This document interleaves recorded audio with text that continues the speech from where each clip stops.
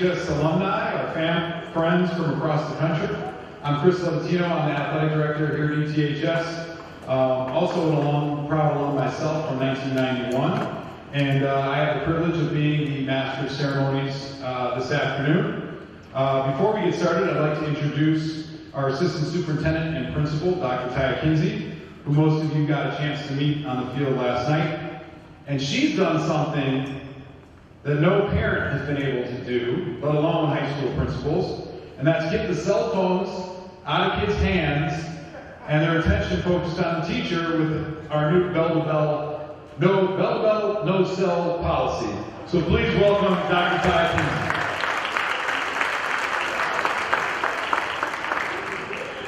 Hello, everybody, and welcome. And I'm not monitoring whether or not you're on your cell phones, okay?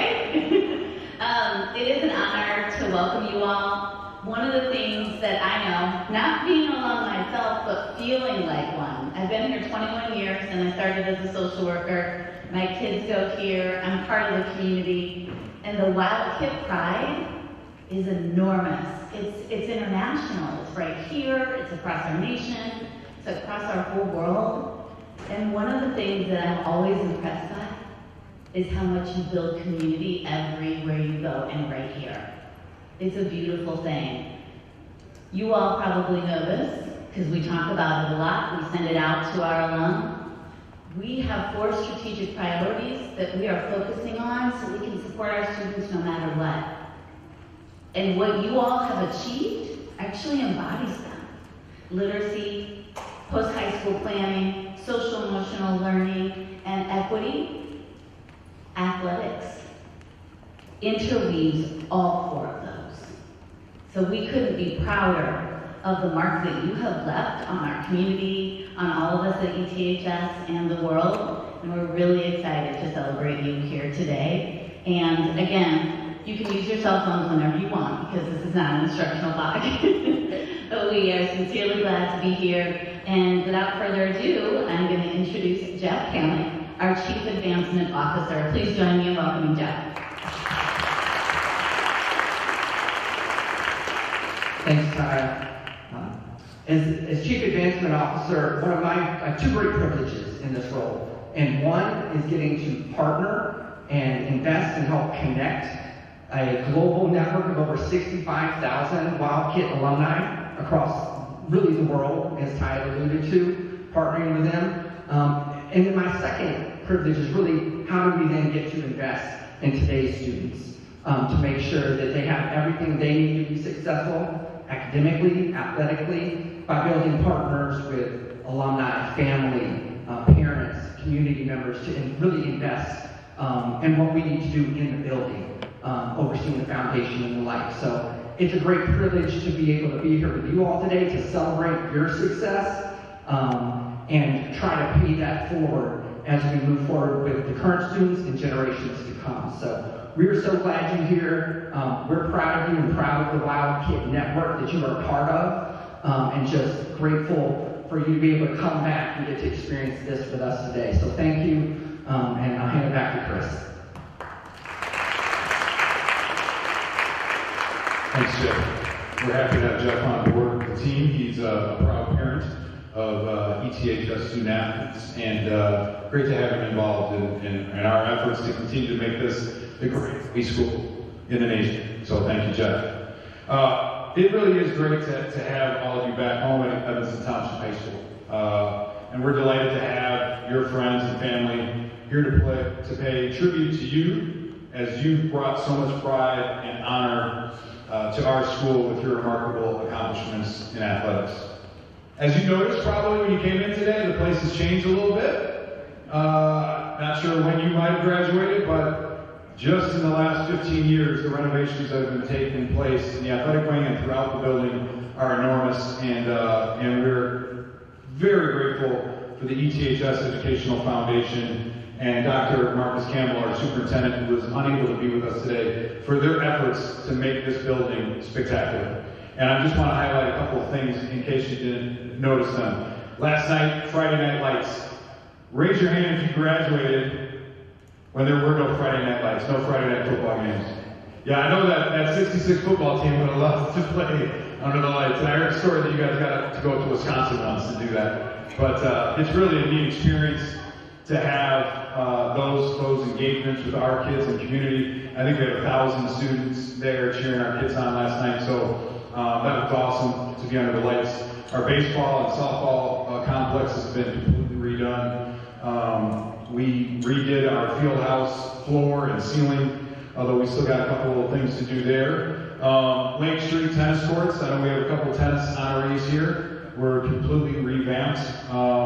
But I think one of the cooler things is that entrance that you came through, right? I think we all remember coming through there and it was like a little gangway, alley, when you come into the back of the school. And now it's the grandest way you could possibly enter an athletic arena. And the really neat thing is that either this summer or next summer, while you all got to come through and see the Hall of Fame right outside of Beardsley Gym, that's not as accessible to the community as the new atrium is. And so our plan is to move the entire Hall of Fame from there into the atrium, so our students and our fans, spectators, and visitors can all come past that Hall of Fame and see the greatness that ETHS has accomplished. So that's one of the things that we're looking forward to doing to celebrate you all.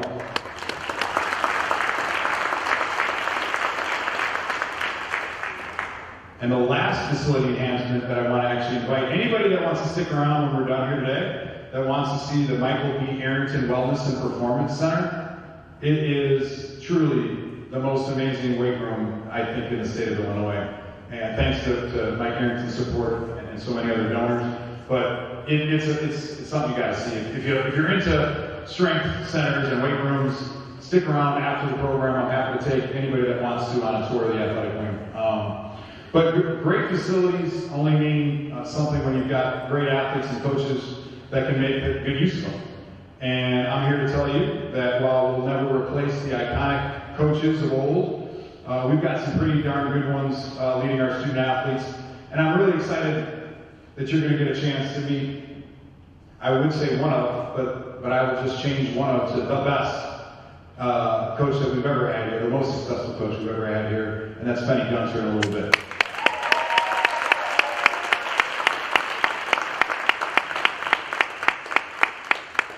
The past year was a good one for the Wildcats. Just a quick rundown on a year in review. Girls water polo and boys gymnastics did something that has never been done in our school history, and that's finish a state runner-up for the IHSA. So congratulations to girls water polo and boys gymnastics.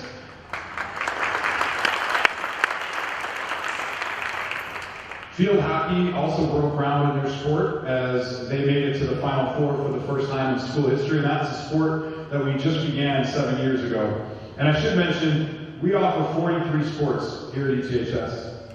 43. That's more than any other school in the state of Illinois and possibly in the country.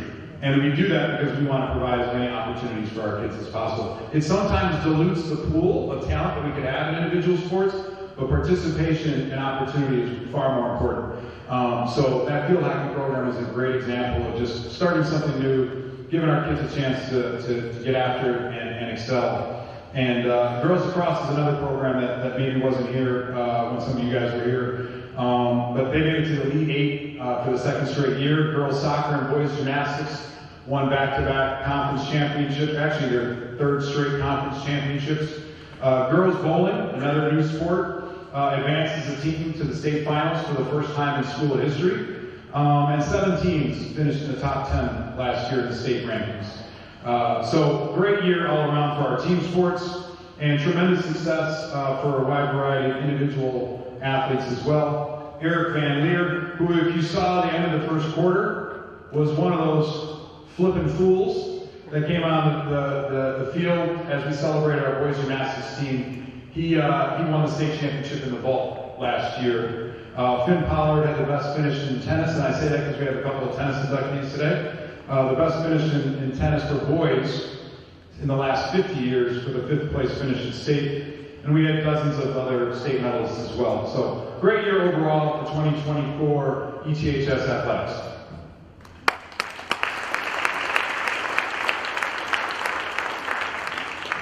But as I alluded to here, our mission isn't just trying to win championship trophies. It's really to build better human beings that come from and in turn will uplift our entire Evanston community.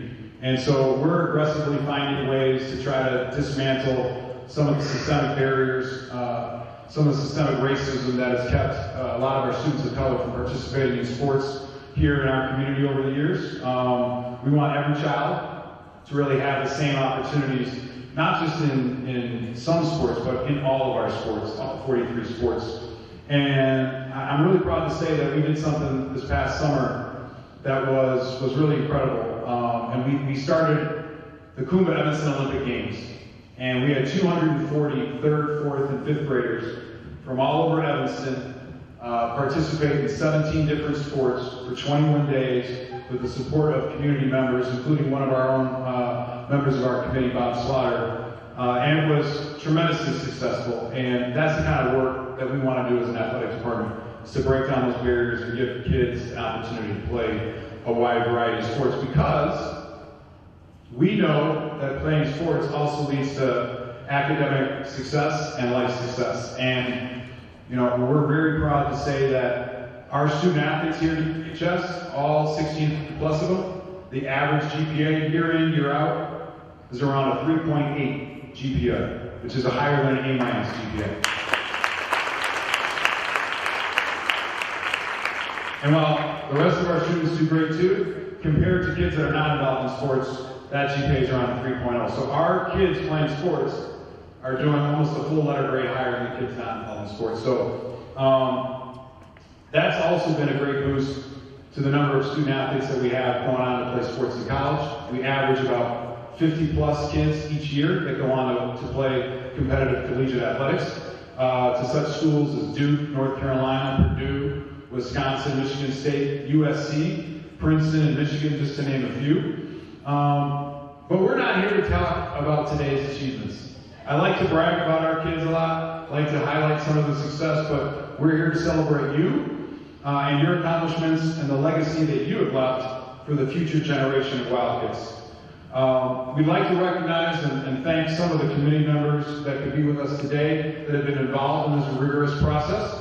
Bob Slaughter, who I alluded to earlier, is our community member of our committee. Joyce Anderson is our booster representative for our committee. And Tanel Moore is the Dean of Students here at ETHS and also a member of the committee. So special thank you to them and the other committee members that have the very difficult task of figuring out who are the big dogs each and every year, who are the top teams, who are the best coaches to come out of ETHS. So thank you guys for that. I also want to thank Dennis Mahoney, who couldn't be with us today, but in your booklet, you'll see really wonderful stories written about the teams and the coaches and athletes. All those are written by Dennis Mahoney, and he's a volunteer sports information director for us. He was a 40-year journalist, and upon his retirement, he made the mistake of saying to me, "Chris, I really love Evanston. Is there anything you ever need?" And I said, "You want to keep writing stories for free?" And he's been doing it for 10 years ever since. So we love Dennis Mahoney for that. And I also want to give a shout out to Dan Peterson, who this year he wasn't successful in having any of his nominees inducted, but he is probably the man that has helped over 50% of our inductees get inducted over the years because of his incredible history of ETHS athletics prior to 1960. So I just want to set Dan Peterson a big shout out back in Italy for all of the wisdom and excellence he shared with us over the years. Thank you, Dan.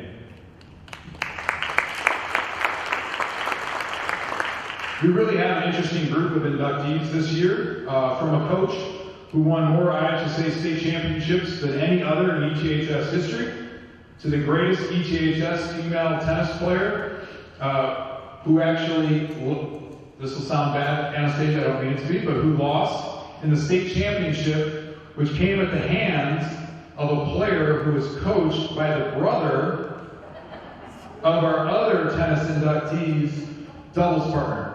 That's a long stretch, but I couldn't help but mention it because of the 6 degrees of separation there.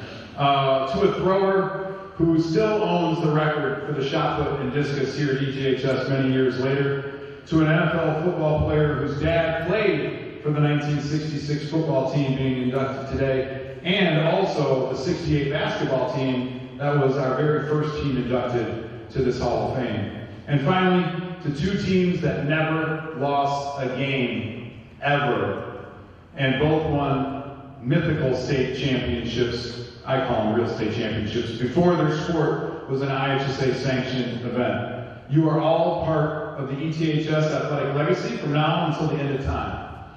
We look forward to hearing your stories this afternoon. And now I'd like to introduce Clarenda Harbison from the athletic department, who will say our invocation and explain the marching orders for how we can dig into this buffet line, courtesy of our incredible nutrition services department. So thank you to them. Clarenda and Carolyn O'Connell have done a great job organizing all of the details for today's event, so please welcome and show your appreciation for Clarenda Harbison.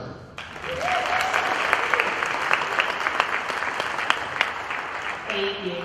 I am also an alum of ETHS class of 97 and have had two graduates come through here. I am the operations coordinator currently of the athletic department for 13 years, and it is an honor to be here with you guys. But before we dig into this lunch that we have provided All right, time to get the show on the road here. We want to honor our first recipient, and it is our one and only ETHS Hall of Fame coach that's going to be inducted this year. We normally induct two. As it worked this year, there's only one man for the job, and that's Penny Gunter, our head track and field coach.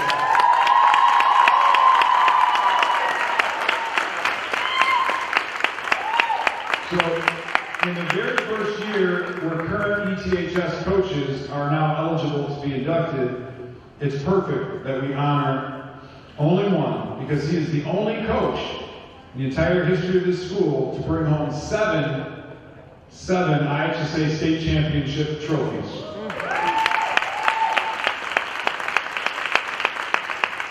A couple other quick highlights, and this is just a very small fraction of what's on the plaque. He also is one of the quad captains of our boys state championship team when he was a student athlete here in 1974. He was the head coach for 16 different state Final Four finishes. He coached 48 individual and relay state champions. He coached 3 USA Today Gatorade track and field athletes of the year and 2 Olympians. He was named Coach of the Year 23 times by 3 different associations and is inducted into the Illinois Track Cross Country Coaches Association Hall of Fame back in 2019.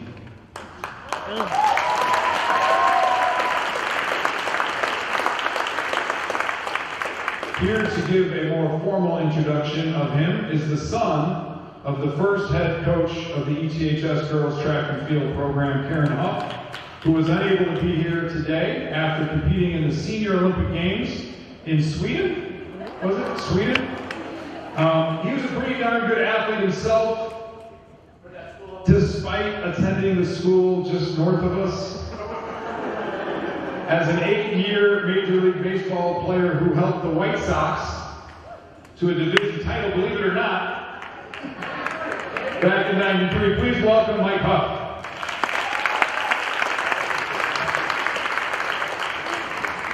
Thank you.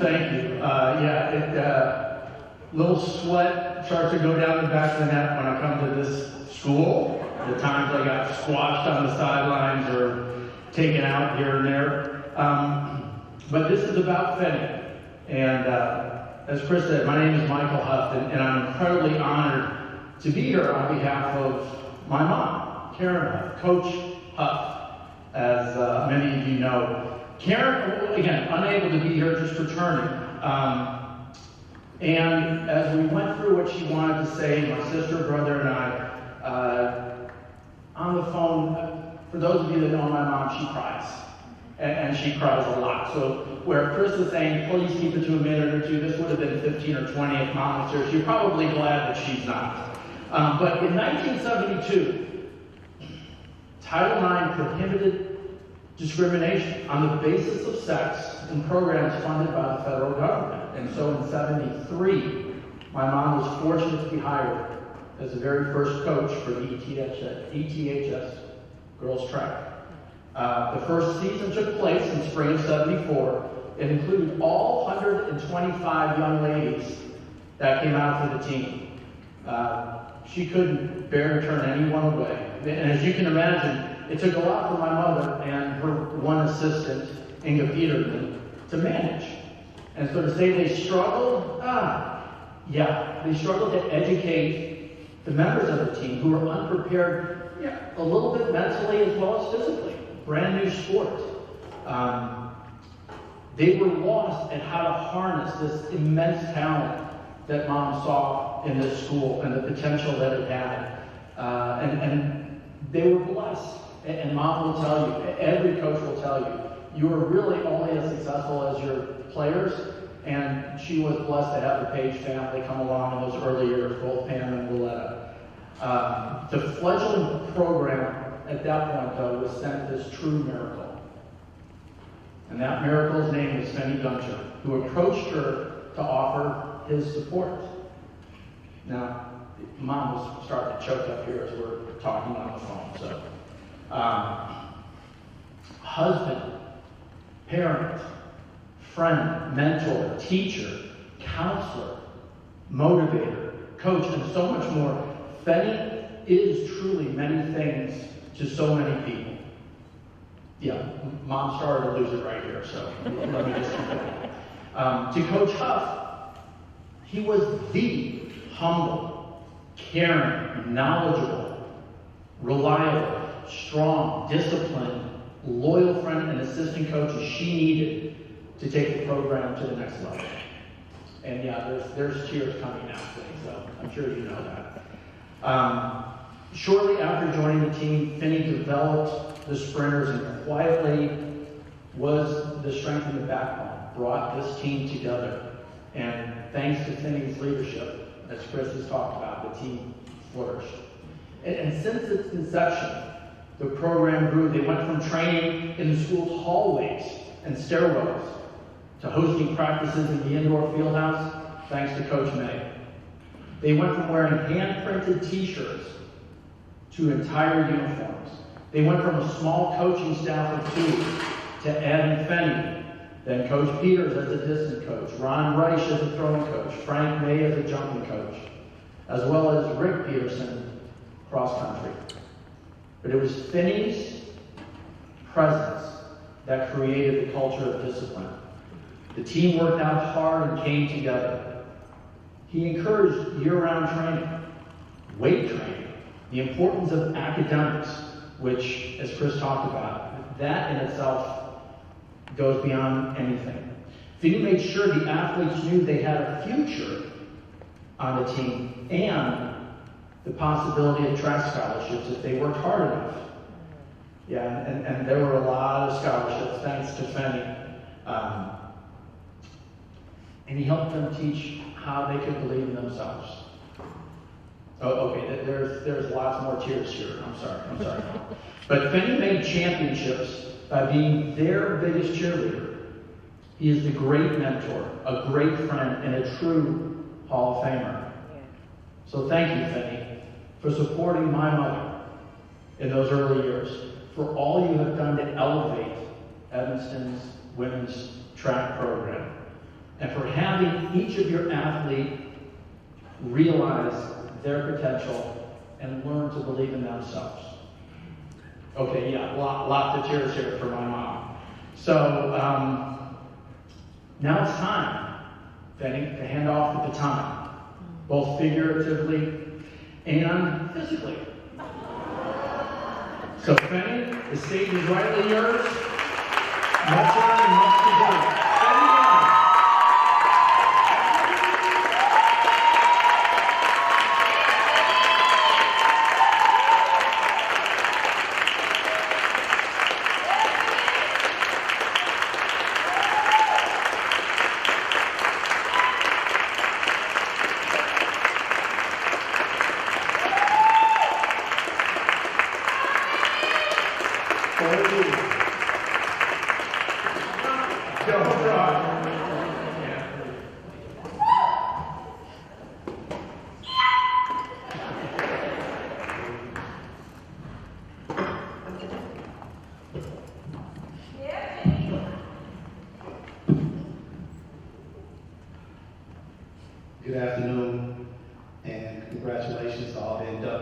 this year.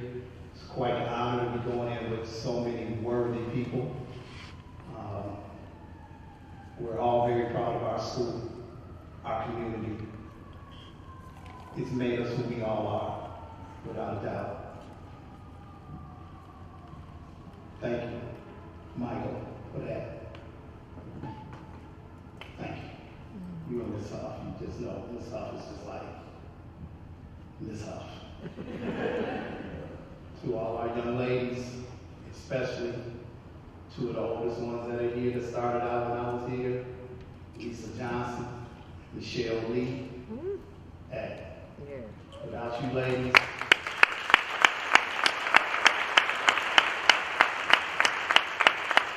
continue to lay that groundwork that those young ladies that started in the 70s and continued in the early 80s, gave me a little assistance and some motivation to continue doing this because, ladies and gentlemen, it was all by accident. I did not plan on being here for 40-something plus years. I just wanted to help this up for one day, and 40-some years later, still here. But as they say, God does have a plan. That's right. And his plan was for me to stay home. And I haven't had any regrets. The sport is one thing, but just watching the lives of so many young people that this community has helped raise and nurture, and watch them go from young children, such as a couple of the girls like Shalina Clark, where we got you in 4th grade, and Sophia Tasker got you in 4th grade, and a whole lot of LaShawn Kennedy back in grade school. There's so many of y'all coming up and turning into such beautiful women, mothers, parents, wives, the outstanding contributors that we always knew you would be to society. And those are the reasons why so many people do what we have done. Teachers, people in the community, activists, coaches, parents. So many people have had a hand in us becoming who we are. It does take a village. And we have all been very blessed to be in the village of Evanston, Illinois. Quickly, shouts out to a lot of people who were able to be here. You know, it's kind of emotional and stuff. And the girls know they don't see me get too emotional, but it's been a long road, long journey. So many people have been part of that. And it's not the victories that have made the program what it is. It's the defeats. You know, it's the letdowns, it's the mistakes, it's the not being our turn, but we always just moved on to the next event. We made the most out of what we had. And we've been very blessed that the school has been such a major contributor to let us do what we do. Had some outstanding administrators over my time that I've been in the building. A lot of people have really supported us. Again, from administrators, teachers, support staff, community people, because we have a lot of people in our community who knew the track girls, and they all knew it didn't matter where you were. Somebody know Coach Finney. Right. But it's been an amazing journey. Could have done it without y'all. Like I said, there's no I. It's always been we. And we, Coach Seigert and I and all the other coaches that have come through the field house, come through the program over the years, we greatly appreciate y'all's sacrifices, your commitments to the program, to each other, to make the program what it had become.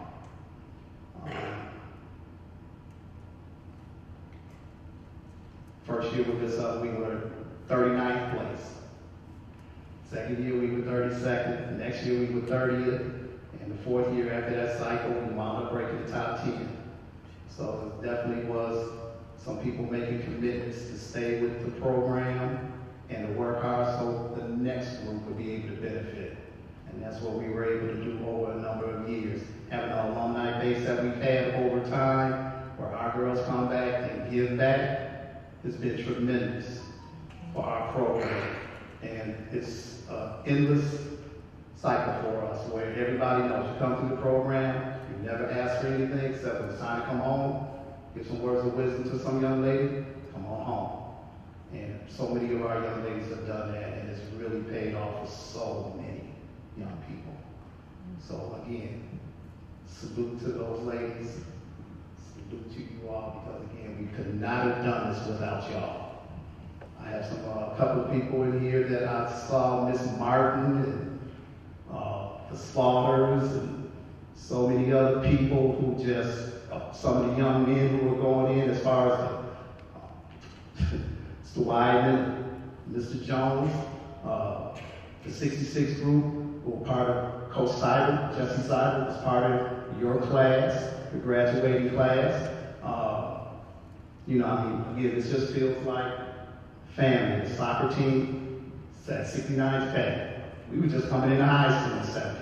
So we were coming in off of your backs too, your work. And again, it's always somebody before who leads the way. And then it's up to everybody else to follow. And we've been very fortunate in being able to do that. I'd like to thank my wife for being there and keeping me going. And, you always have a lot of things you want to say, and then you get up here and you say, no, time is short and stuff, and you keep it short. But again, from some of y'all with your nicknames, some of you sat behind us because Cyber and I would be driving from Ohio, Kentucky, wherever, Morgan Pointer, and we made sure you stayed up all the way, so nobody was sleeping. For Parker English, running with a stick in your hand because you didn't think you could run an individual race, and you had to go find a little tree stick so you could put it in your hand like you had at the time. Ran your way to 2 state individual titles your senior year. To the 3 young ladies who were the only athletes in the school history since they started the Gatorade Circle of Champions, USA Today. Janice Foster, Shalina Clark, Parker English, and to everybody else in our program who were able to make a contribution to the program. Couldn't have done it without you. Couldn't have done it without you. Margaret Banerjee, you still mad at me because I pulled you out of that 200 your junior year, put you on the mile relay and remake finals. But your senior year, you came on back. One of our Olympians for Nigeria, 2016, Rio. Sean Hannigan, who I spoke to the other day, 2012, London. And then, of course, we got to throw a little shout out to Miss Shalina Clark, 2006, Beijing, China, World Championships, juniors.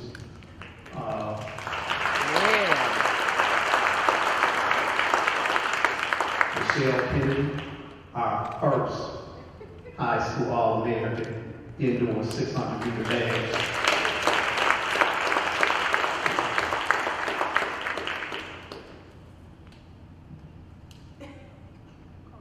You've really added to the Evanston history, the Evanston tradition of being outstanding individuals and stuff who made so much of the school and carried on over into your adulthood. Natasha Foreman, junior college national champion. One young lady who really had a story and hung in there and made it as a graduate, Wichita State University. The wins in athletics are something, yes, we are proud of, but the ladies that they became, going to college, graduating, it wasn't easy, but the groundwork was laid here with us and with some of their family members. So when the times got tough, they relied back on what their experiences were back here at Evanston. And I believe a lot of that carried them through some extremely tough times. and we're very proud of y'all. I can't say that enough. So with that, I'm gonna put this mic down and let's move on with the program. Love all of y'all, always have, always will. And as Coach Simon used to say, hey, just keep doing your job. Everything else will take care of itself. Thank you very much.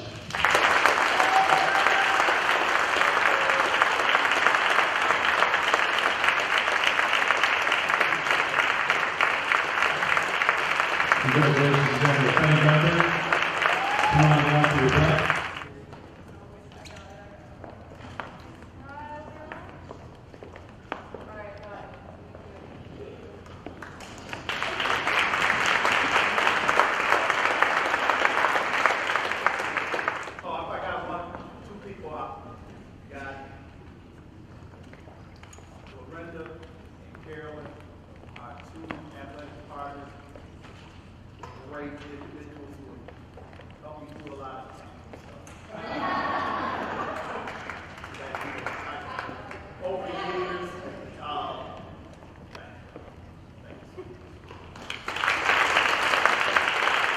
Congratulations again to Penny Gunther. In true Penny fashion, he spent almost that entire speech talking about his girls and the people that have helped him, and we, man, I'm going to save that speech and play it to our coaches now so they understand what it's all about. Thank you, Penny, for doing what you've done here at ETHS. All right, we are going to move on to honor our individual athletes at this time. I also want to point out that we do have the backdrop there. If you want to take photos after you're presented with your plaque over there, feel free to do that with friends and family. But we're going to try to keep our program moving on. So our first inductee as an individual is from the class of 2018, and that's Anastasia Gontarova. Anastasia was an IHSA state singles runner-up in 2016 and 2017, a top 30 recruit in the United States in 2018. She played collegiately at UC Santa Barbara in Utah and led Utah in the singles and doubles victories for 2022 and just began playing professionally last year, and we're really excited to honor her today. Here to introduce Anastasia is her childhood coach, Vasily Guryanovich.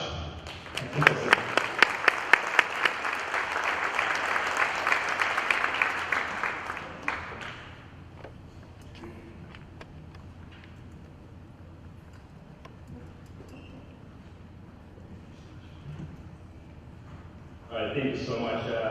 I think number one, it's just so incredible to hear so many great sports stories here.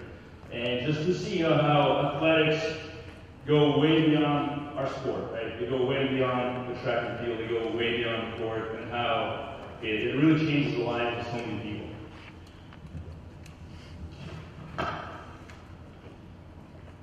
Honored guests, alumni, and friends, we gather here today to celebrate remarkable athletes who left a mark on Evanston Township athletic history.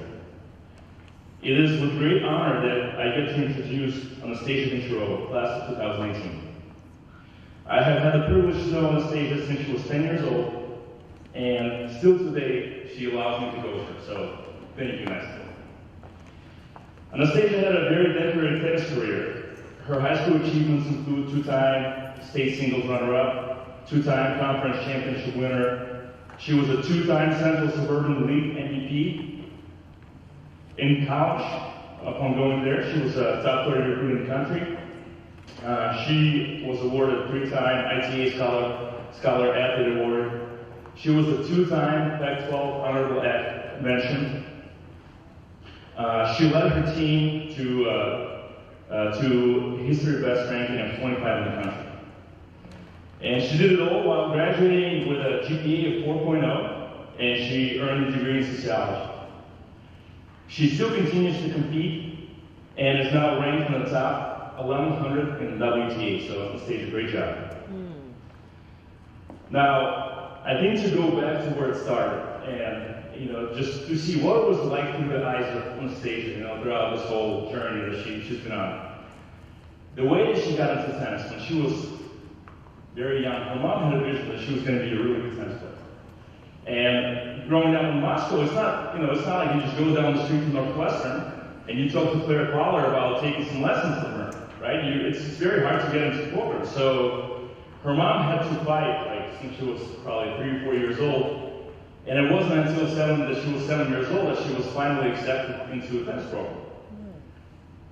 A couple years passed, her family moved to the United States. She's 10 years old. And obviously the first thing that she did when they arrived in the United States was they tried to find a really good tennis program. So they go to Midtown Athletic Club. And to Anastasia's surprise, the name of her coach here is the same name as her first coach in Moscow. It's like, what a coincidence, but is it really a coincidence?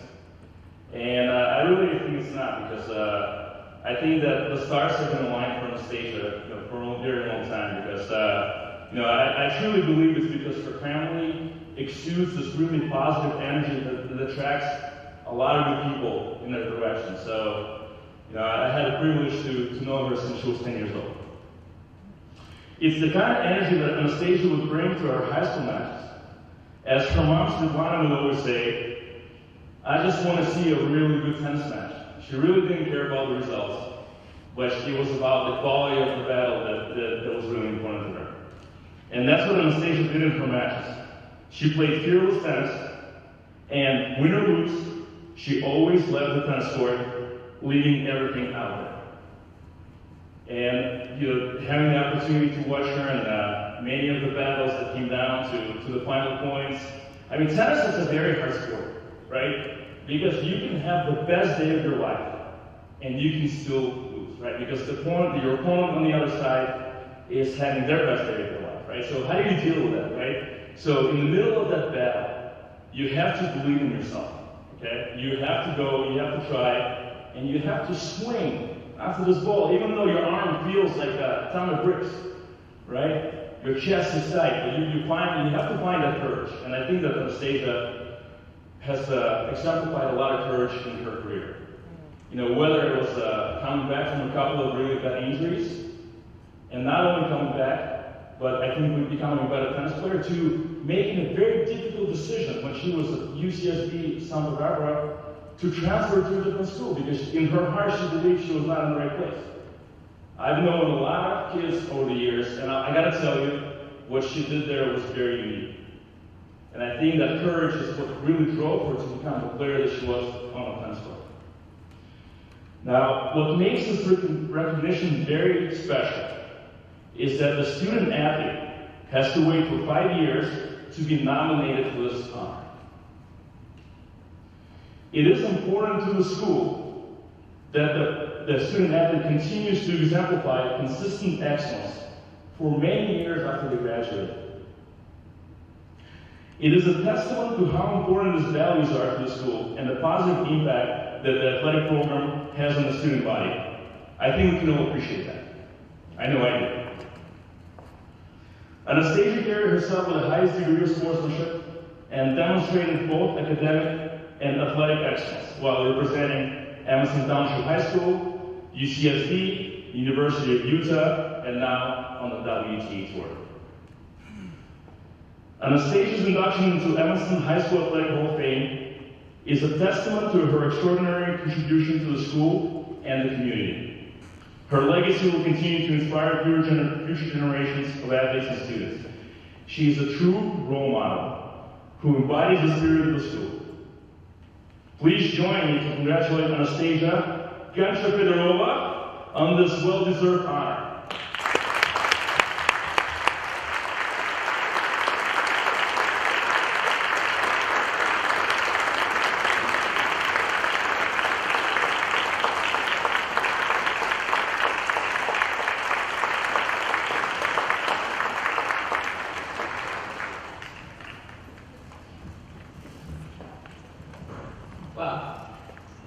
Good afternoon, everyone.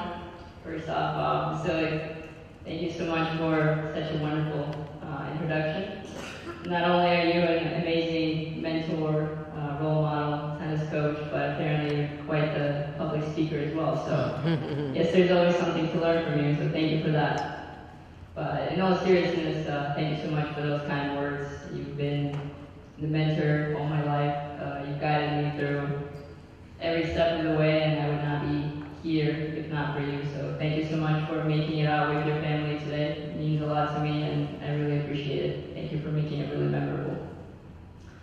First off, I would like to congratulate all the other inductees here today. It's an incredible honor to be making a speech, knowing that there's so many of you that have accomplished such amazing goals and achievements in our school.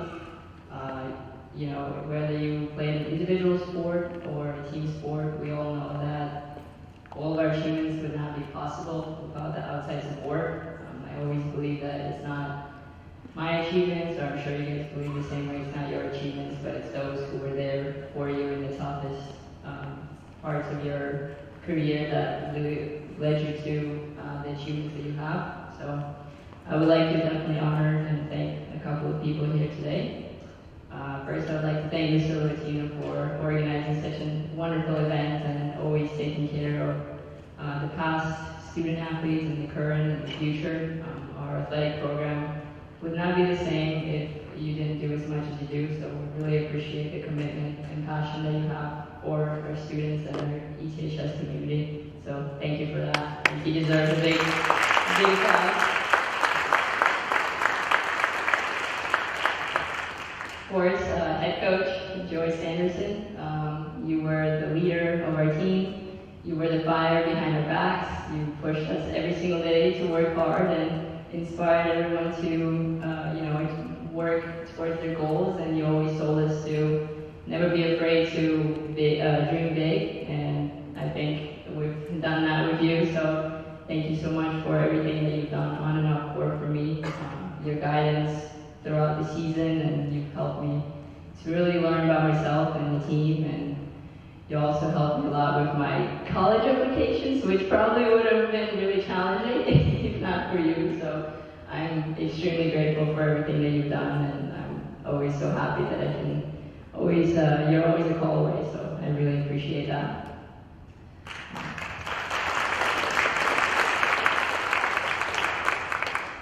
Of course, unfortunately, none of my teammates are here today, but they were a big part of my success in high school career.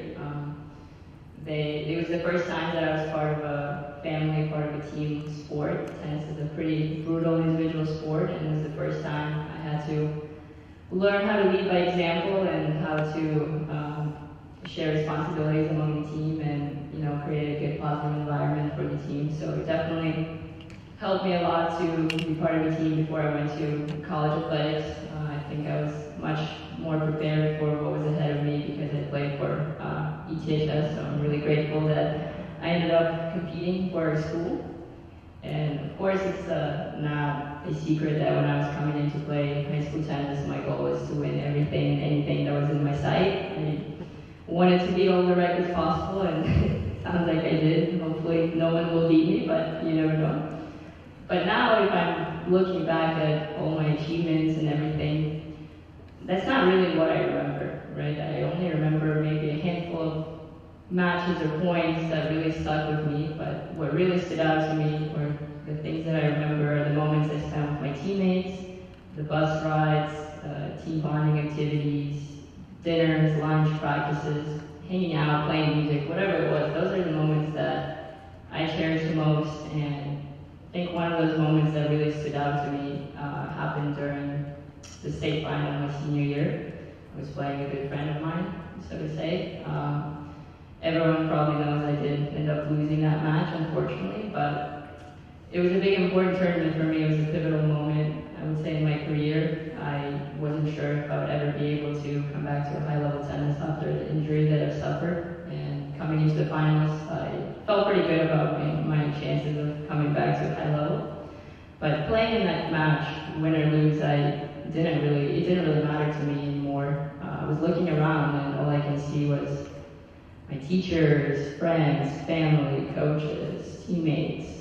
Everyone around me was cheering me on and supporting, and just were happy for me that I was back on the court. And that's what I remember, and that's what I cherish the most. those are the people, those are the reasons why I was able to achieve what I did, and I'm eternally grateful for everything that they've done for me, the Evanston community. I mean, I feel so much pride coming back here each time and seeing all the familiar faces, all the amazing people, and those are the reasons why my career has been as successful as you can say, and hopefully I can continue achieving more success and representing ETHS. And of course, final but most important, my family. I would like to thank them for everything that they've done for me. They're the true reason why I'm standing here today in front of all of you, especially my mom. I mean, she sacrificed all of her life for my brother and I I always think back and I don't understand how she did it, how she wasn't afraid to make a decision to leave her country and move to another one for the opportunities for her kids. And I think both of my brothers did pretty well, so I'm extremely thankful for her and of course for the rest of my family. They're the reason why I keep going and the reason why I'm here. So thank you so much, everyone. Let's continue listening to some of the great speeches. Thank you.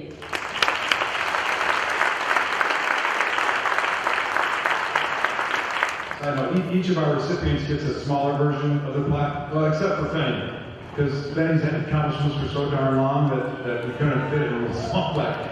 So we gave Fenny the big plaque. Sorry.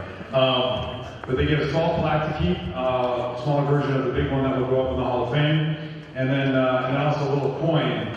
It's a commemorative coin. That's a neat keepsake as well.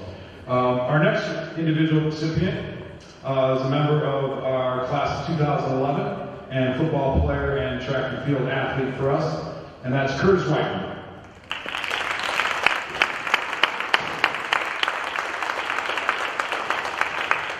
He's still the ETHS record holder in the shot put and discus. He finished 5th place in the shot at the IHSA State Meet in 2011, and then went on to throw at Southern Illinois University, and ended his SIU career ranked 1st in the hammer throw, 2nd in the discus, and 2nd in the shot put. Here to introduce him today is his ETHS throwing coach and a former great Wildcat athlete himself, George Woolbridge.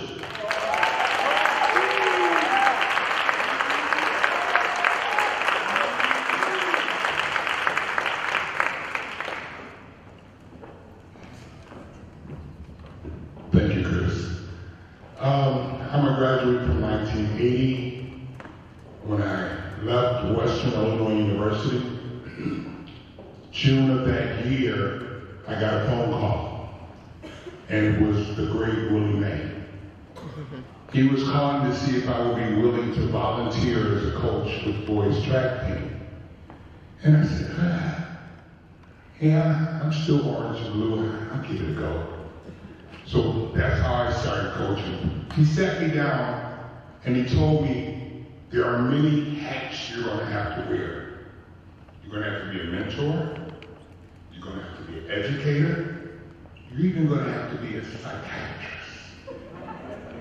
These kids are going to take you everywhere you don't want to go. So with that, I said, okay, I'm loving this sport. I was a thrower here with the class of 79 state champions and with the class of 8. So we went on, and as the years went by, many kids took me in all kinds of directions. I don't know what all those hats were. And it wasn't until 2011, I want to say 2010, young man came over, they tried him in hurdles, they tried him in pole vault. And I sometimes say throwers we get the misfits. When they can't find any place else for them, they send them to me. Well, it turned out that this kid had an amazing knack.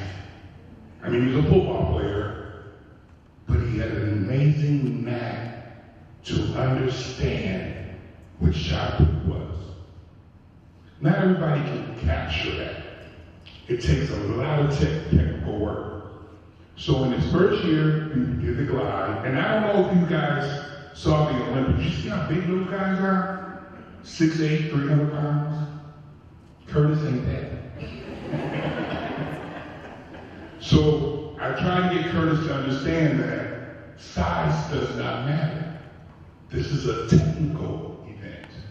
It's how you use your body to lift a shot in the air. And I'm so glad some of my guys from previous years are here. But anyway, that year, his junior year, Curtis was throwing the disc at sections. Now, up until then, I never had two guys go to state at the same time. It was him and Sheldon. And I'm watching this kid spinning his circle. He launches this thing 167 feet, missing the sectional record by 2 inches.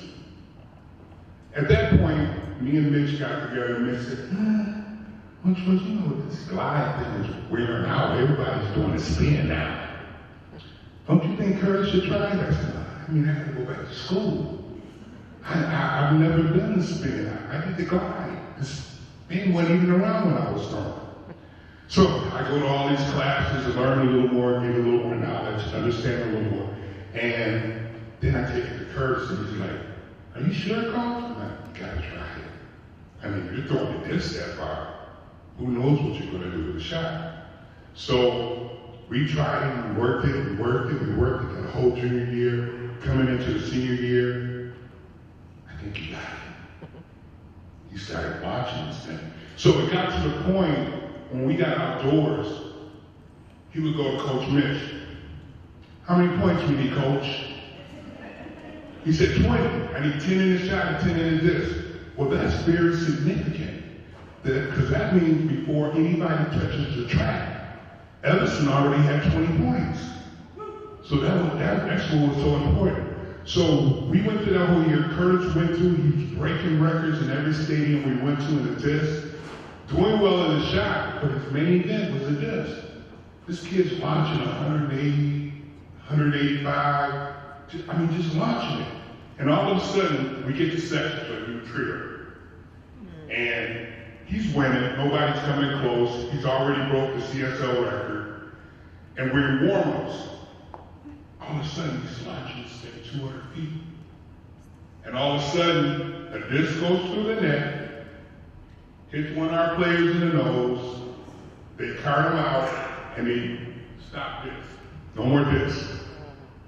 He was upset. Coach, I was up there. Okay, well, you still won. You got your 10 points. Don't worry about it.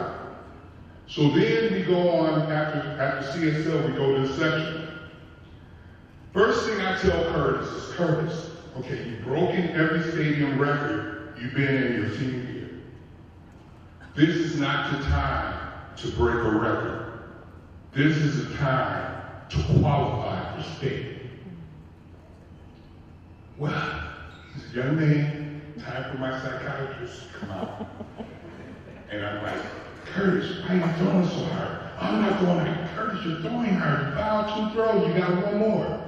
Go from the power, you can qualify for state from your power, and just launch it. Of course, I'm the one out there marking. So he goes from the power, thing takes off, hits the dust. I want to mark it so bad. But it's I can't mark it. Wow. So then that destroyed him. Because he was ranked 3rd in the state. Going up against 2 Lake Park boys who've been chasing all year long. That kid was so distraught, so disturbed, he did not want to see a circle coming up the state. I'm like, Curtis, you just qualified in the shot. You got to do this. Thank God that he trusted me. Thank God that his parents trusted me. We all had to come together, get that level head, and come to practice so he could go to state. So we went through state. We're down at the state meet. And they don't tell us that they're about to change the time because the storm's coming, they're going to move. We made the finals. We're there. We're going to move everything up. So I'm in the field house, I'm stretching Curtis, and I'm trying to get him fired up, and I'm stretching him. My phone rings. Why is level team calling me? George, they're about to scratch Curtis. They moved the meet up. You got to get him there right away. What? Not another catastrophe. 2 in a row. We just went through this last week with them not making it to the disc. So I rushed them out there. Meanwhile, Mitch is blowing up my phone. George, where are you? They're about to scratch Curtis. We're on our way, coach. We're on our way. Getting them back. He gets there. He gets 2 warm-up throws. Everybody's been there for 15. He didn't tell us they moved it up an hour. So he gets 2 warm-up throws. And that night before, we had stayed up well to 1 o'clock, looking at the Lake Park boys to see their technique and what we can improve on ours. So his first throw, man, it's 59-1. Never in state history has a thrower improved 4 feet in the state meet. Because everything's on you. You just can't do it. But he jumped 4 feet. And this guy sitting in front of me goes, he didn't even warm up. I've been telling my guys they don't need all the warm-up throws. But to make it a little shorter, when we got to the award stand and giving the medals out, and one guy standing there and said, which guy is yours? I said, the smallest one out there. You might go, Curtis Wilder.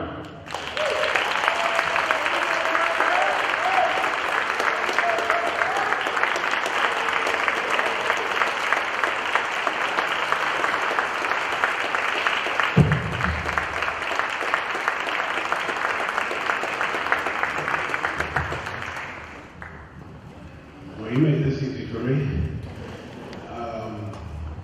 First, I would like to thank the committee. I didn't think I'd ever be in this position. So thank you, Mr. Latino and the committee. My family, my mom, my dad. If it wasn't for you guys, I wouldn't be here. Your clap back, please. I want to thank my friends, some of my best friends and some of my teammates as well, and my idol, so Marshall Cecil. I think for me, being here is surreal. I think, Evanston runs through my family's veins. That's all they know. That's all they ever know to a certain extent. And when I got here, football was my thing. You only did track to get stronger for football. But my mom used to tell me, don't put all your eggs in one basket. I was like, yeah, I can hear that. But then I fell in love with the sport. Not only did I fall in love with the sport, but behind every great athlete, there's an even greater coach. There's a greater mentor. And with that being said, Coach George, I owe you everything. Love you, like a dad. And I just remember running up and down these halls, man, like one day, maybe I'll make it to that Hall of Fame or something, or be good enough to get All-American in something. And I remember getting a call from Mr. Latino saying, hey, this time. I was like, well, that went quick. No, but for track, it's a very neat sport in the way of, it's individual, but it's still a team, right? So you have to figure out how to master your craft by yourself. Because if you're on the track, if you're throwing, if you're pole vaulting, whatever you're doing, you're still a part of a team, but you have to do it yourself. Yeah, you have to do it right. So for me, I was always chasing someone that I thought I would never catch. The school records here and everything, and I just wanted to say, Cecil, you were my goalpost. You were something that I chased every day, that I heard about constantly. I didn't even think these records could be beaten or could be broken, and to be here still holding them 10 plus years later is still amazing to me. But the biggest takeaway for me is seeing everybody out here, because you inspired me, even if you don't know it, and the people that I inspired that will come behind me.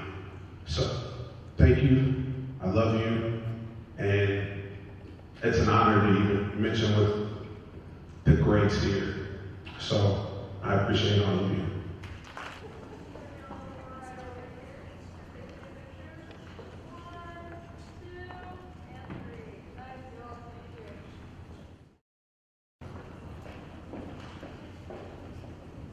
Congratulations again to Curtis Weidman.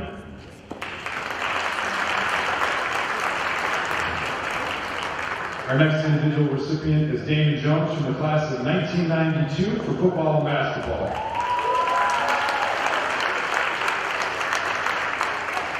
Damon played tight end at Michigan and Southern Illinois University and ended his SIU career ranked 3rd in receiving yards and 5th in career receptions. He was the second-team All-American in 1996 and named to SIU's All-Century team and inducted into their Hall of Fame. He is the first tight end ever drafted by the Jacksonville Jaguars, where he played 5 years in the NFL. Here to introduce him today is one of the most influential principals in ETHS history, Denise Martin.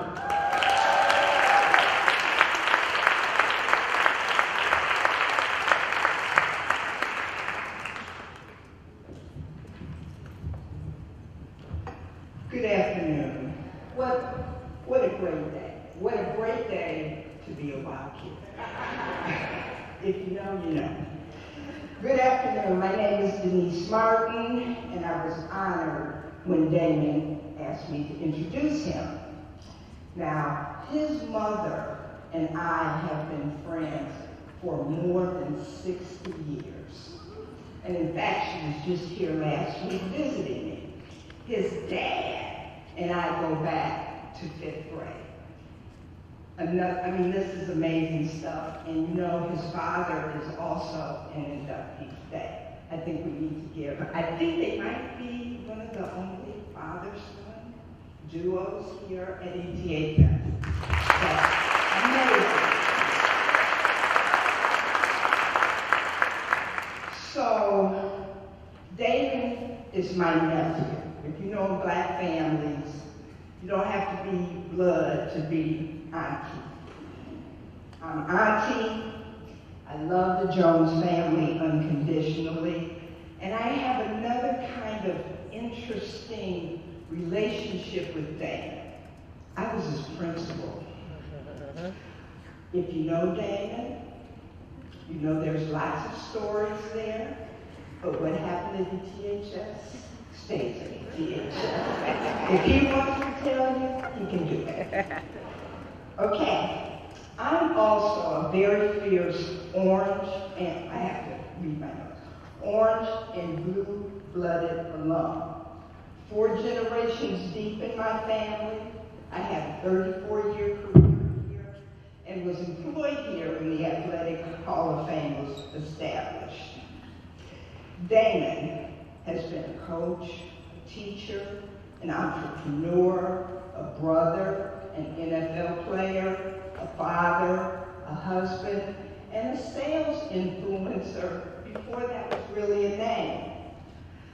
I don't know how many of you were privileged to see the large billboard in Jacksonville of the big sofa. That was Damon, and promoting for a local furniture company. He participates in golf fundraising outings and is a member of Omega Phi Psi fraternity. A part of the Divine Nine, which is the black fraternities and sororities, which promotes community service. So he has continued to be an asset to his community. Damon is resilient, and sports made a huge impact in his life. Sports was his outside family and provided him the additional reinforcement to realize and develop his talents and his discipline. He is an example of potential that was difficult for some to see outside of the realm of athletics. Sports was his opportunity to grow, heal, and mature.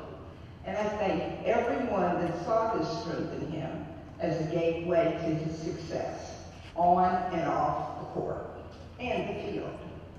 Damon is fun-loving, happy, family-oriented, gentle, caring, a practical joker, a great friend, and a jock. Always smiling, and if he was up here with me, he'd probably have bunny ears behind me. To be honored by both your college and high school for your athletic prowess is fantastic. Damon, you deserve it all. Congratulations.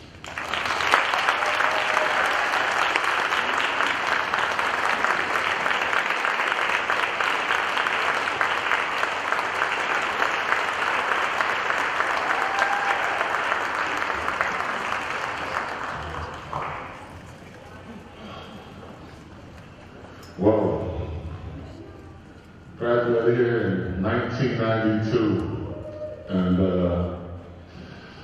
it's been a journey, to say the least. When I left here, I went to the University of Michigan, and let's say that was a quick stop.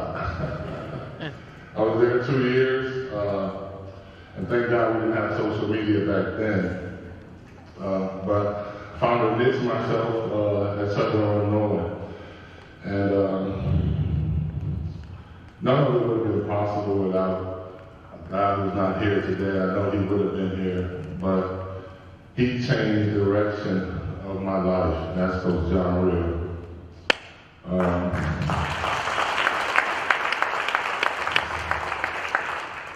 When I think about what He did for me and how He changed my life, because as a junior, I thought I was going to play on this court and only play basketball. I had told the football coaches, I'm not going to play anymore. I'm going to concentrate on basketball. And to my chagrin, I came home, and Coach Real had the whole coaching staff in the living room.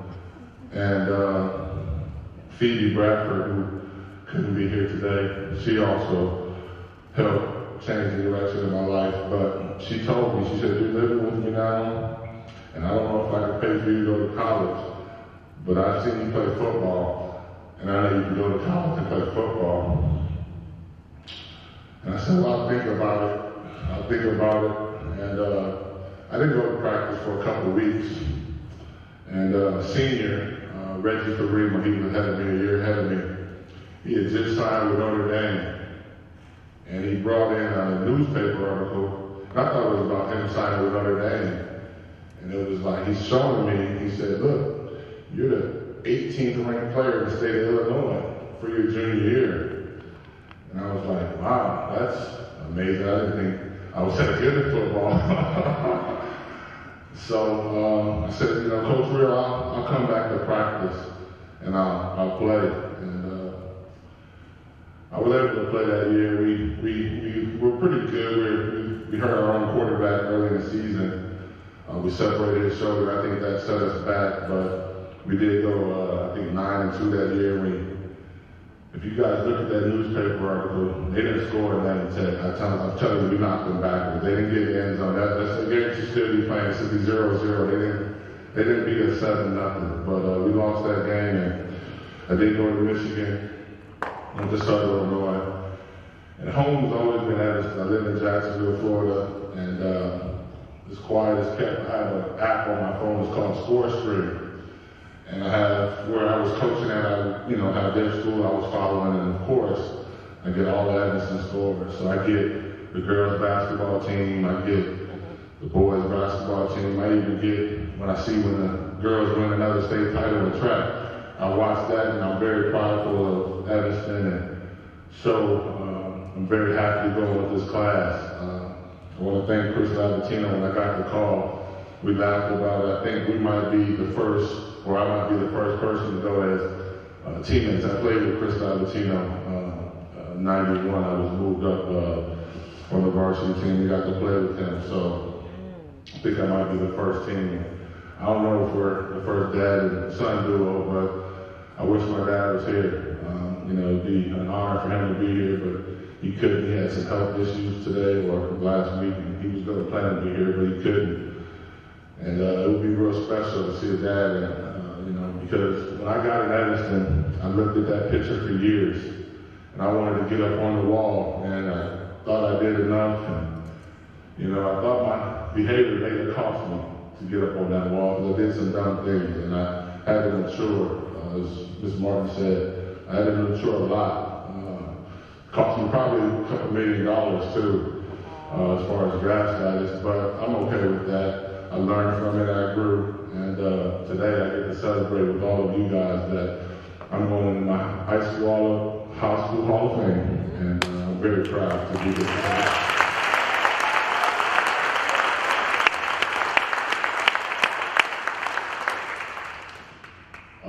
Last couple of years ago, I went to my college Hall of Fame, and that was really special.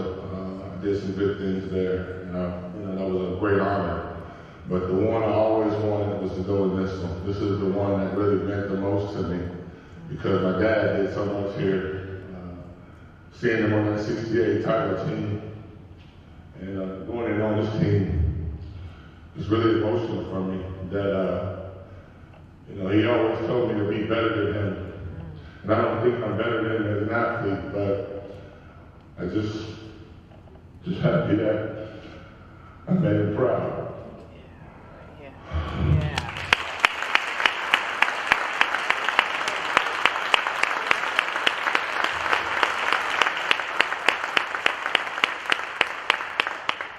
I didn't want to get emotional today, but it's hard because there's a lot of work that goes into this. Playing in the NFL for 5 years didn't come easy. Like I said, I got drafted, and it was tough in Jacksonville. The humidity is a lot different here in Chicago than it is in Jacksonville, so I had to get used to that. But once I did, I was able to score some touchdowns and play pretty well, I think. And I hope I made everybody proud back here in Evanston, because I definitely was trying to represent Evanston the best I could. And I know I didn't always do the best when I was younger. I made some bad choices. I apologize for those choices. I'm not going to make those choices anymore. I'll be 50 in a couple of weeks. So. I've matured a little bit. So I want to thank the committee, the staff, for electing me into this great class of Hall of Famers. Going in with some special people. I remember when Coach started that run with winning that first title in '91. So it's always been a pleasure and honor watching you lead that way. Anastasia, I didn't get to see you play, but I've heard about you, and I look forward to seeing you on ESPN too. Your 68 team. Somehow I think I got you guys an email some way, and I was on a chat with you guys, and it was pretty interesting. But congratulations to you guys, and Wyman, that's SIU, baby. We talking about it, they're going to be calling you pretty soon. You're going to be going in that Hall of Fame as well. So I want to thank everybody for being here today. Today has been great. I appreciate it. Thank you so much.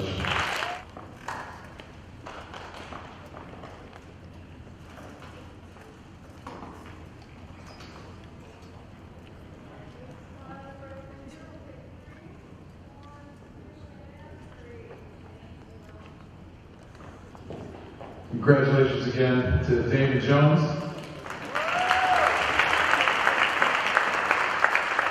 As you can see the size discrepancy, it wasn't that Damon Jones played football with Chris Levatino, it was that Chris Levatino got Damon Jones' team. So,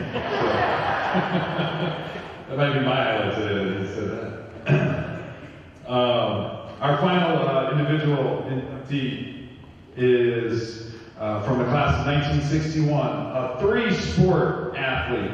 Back in the day, we missed those three-sport athletes. Football, basketball, and tennis. Bob Majors.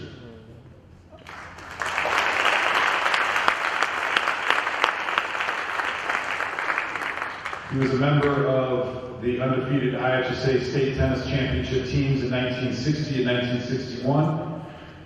Was the IHSA State Tennis Doubles Champion and Suburban League Doubles Champion in 1961 as well. And was the captain and quarterback of the undefeated football state champions and Suburban League champions in 1960.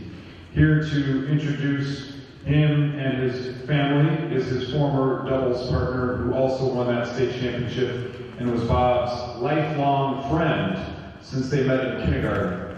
Bob Wham.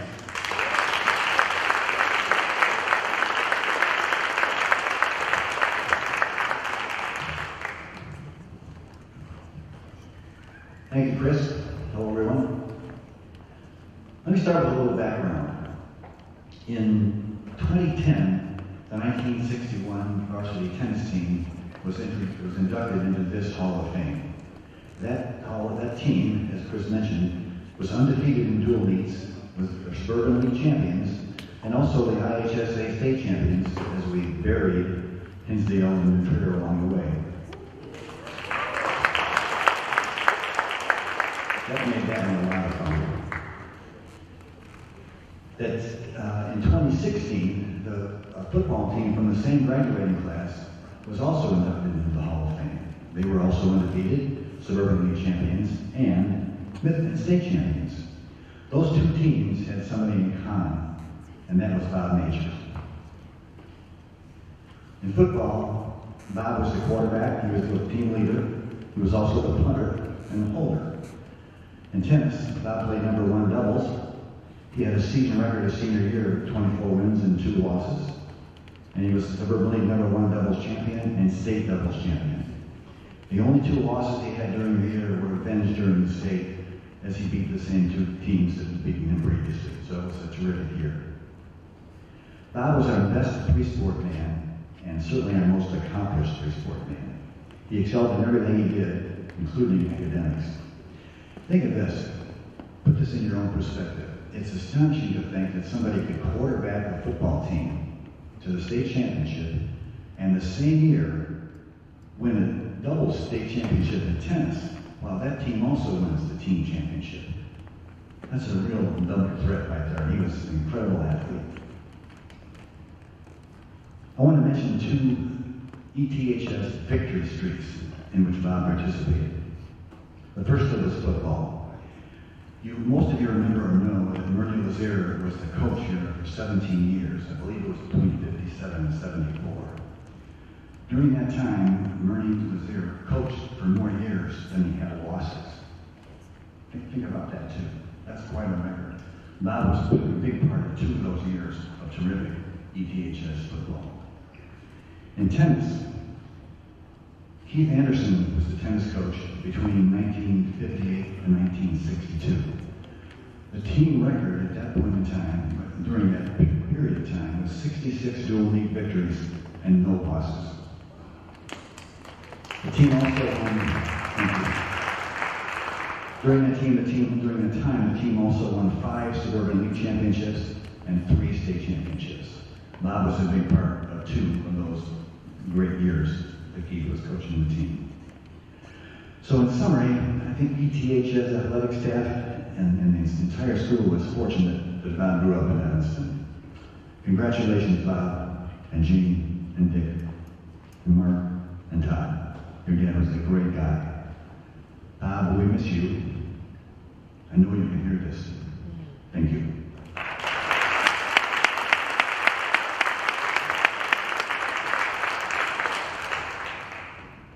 Jean, you want to come on up? Family too, guys?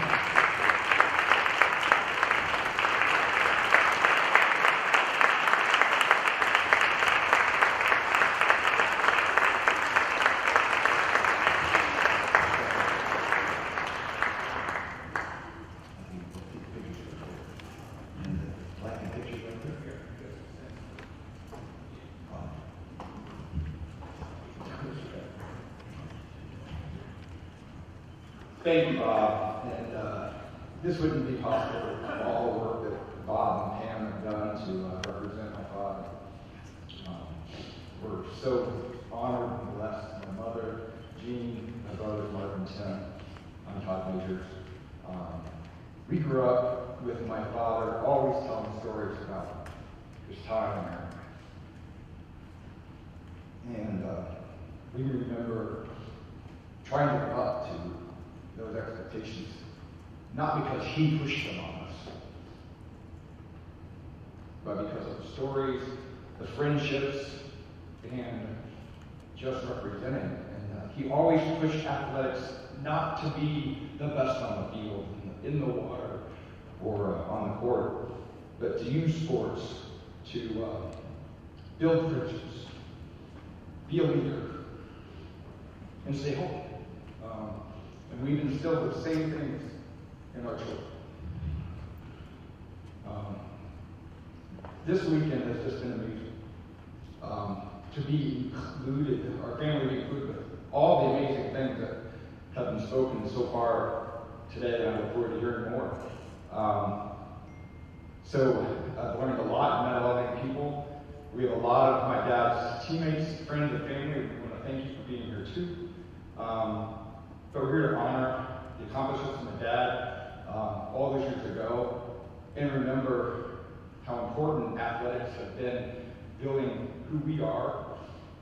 It's brought our family closer together, and it allows us to have a shared discussion at the table and stories to tell and build. So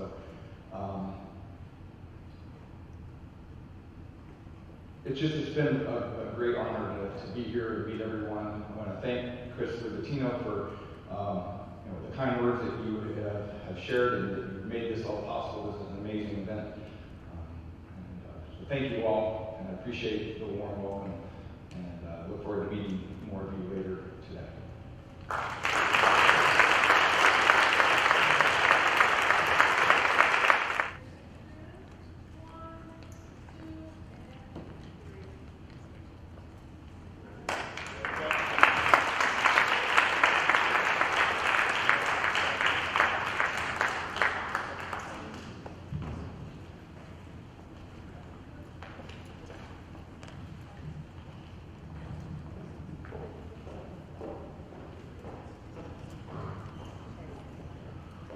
One more congratulations to Bob Majors on his induction.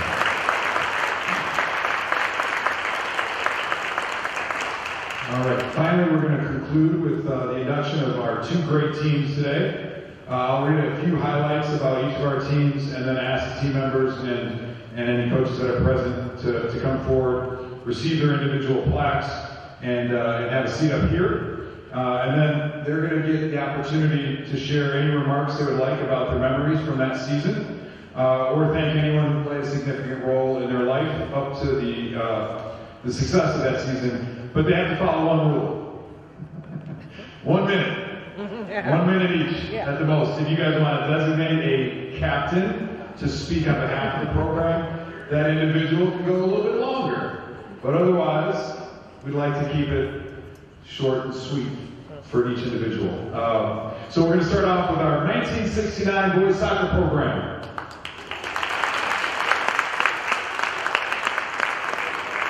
Coached by interim head coach Robert Crone, these Wildcats won a perfect 15-0 and won the state championship, only giving up 8 goals the entire season.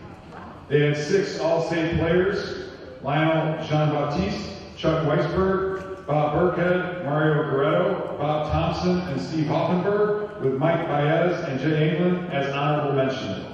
Congratulations to the 1969 boys soccer program. Come on up.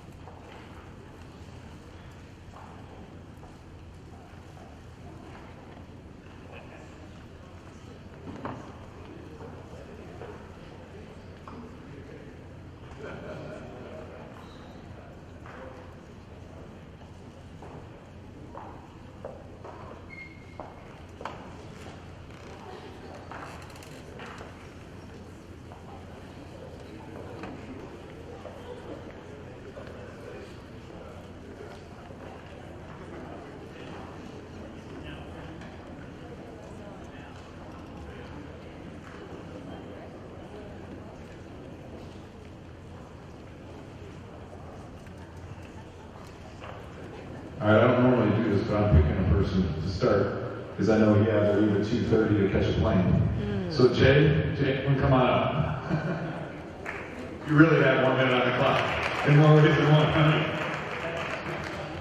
You know, we had a unique season in that Bob Crone, who was our sophomore coach, ended up being our coach our senior year. And I just wanted to share something. Bob retired to Colorado, so I had a chance to spend some time with him. And I just want to share a quote of something he said to me about a year before he passed away. And I think this applies to all of us in this room. Bob had a camp up called Red Arrow up in Wisconsin. And this is one of the things that was kind of the heart and soul of his camp. It is. And as the embers die away, we wish that we might ever stay. But since we cannot have our way, we'll come again some other day.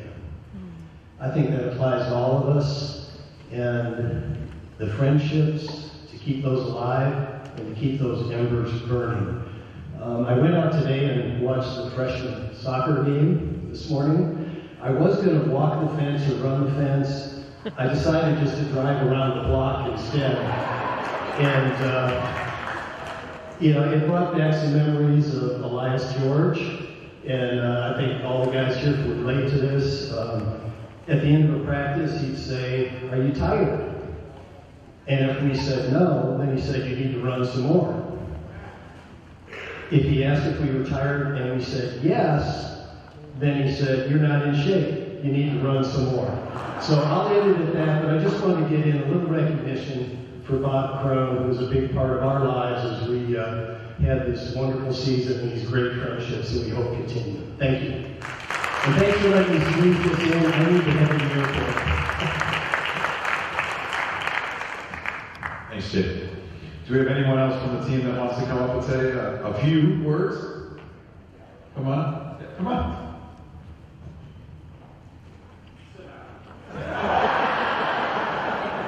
This is always my favorite part. I would just like to say thank you to ETHS, because I think this type of thing is absolutely fantastic. I would have had no expectation ever really of being in this position. I didn't prepare anything to say, but when I think about my history and about my experience here, you know, when you move into high school, you really don't know what to expect. But when I came here, I found all these opportunities, not just athletics, but also the debate team, the chess team, the computer team. The school invested in all of these capabilities, and you could find what interested you. So I would just like to hand it to the school and say that it is first class.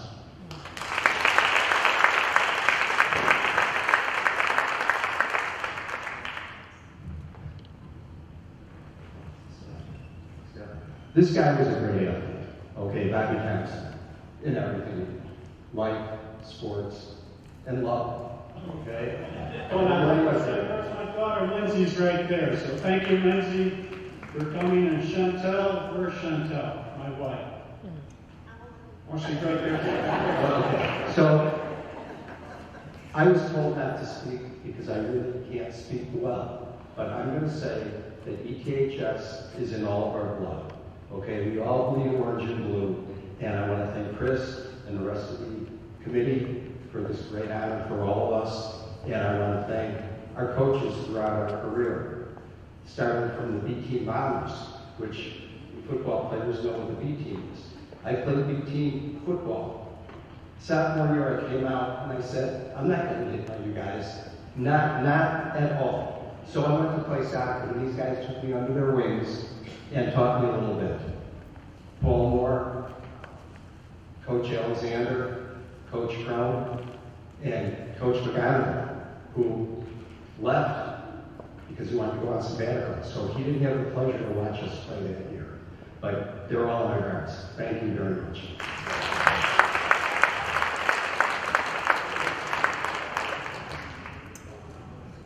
I wasn't going to say anything, but I think they have to. I have been in the country just 2 months, didn't speak a word of English.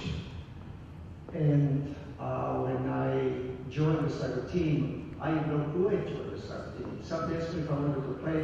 They saw me dribbling the ball. I said yes, before I knew it, I was with the soccer team. For the first month, I had no clue I had signed for that. You know, ETHS has a special meaning to my life. I don't want to get emotional, so that's okay.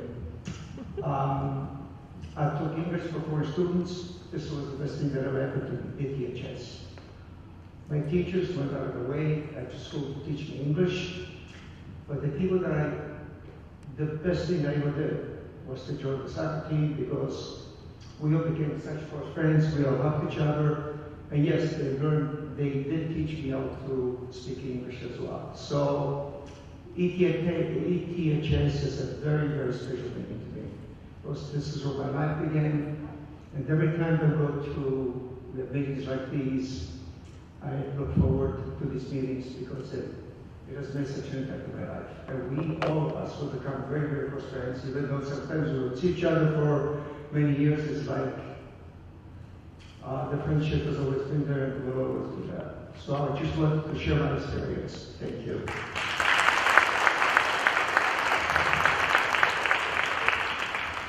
Well, we all are happy, those of us who don't live here, we're happy to be back in Evanston.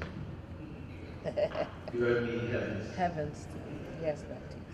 This city has been special to a lot of us. It gives us space and opportunity to do so many things.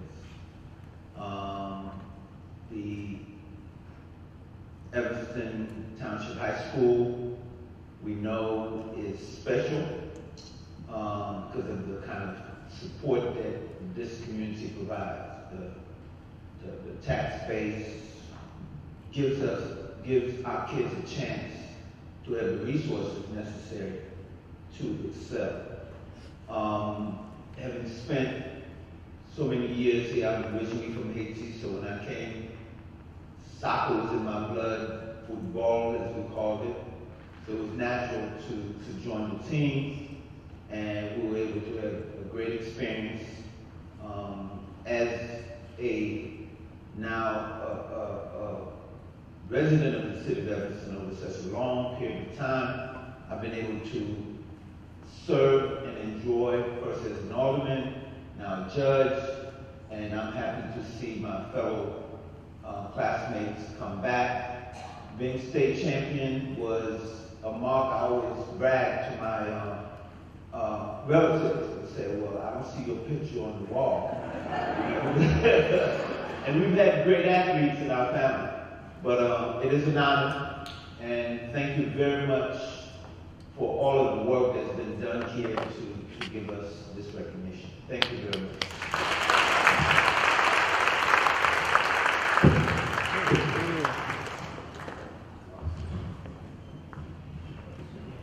It's really an honor to be a part of a team with guys like that.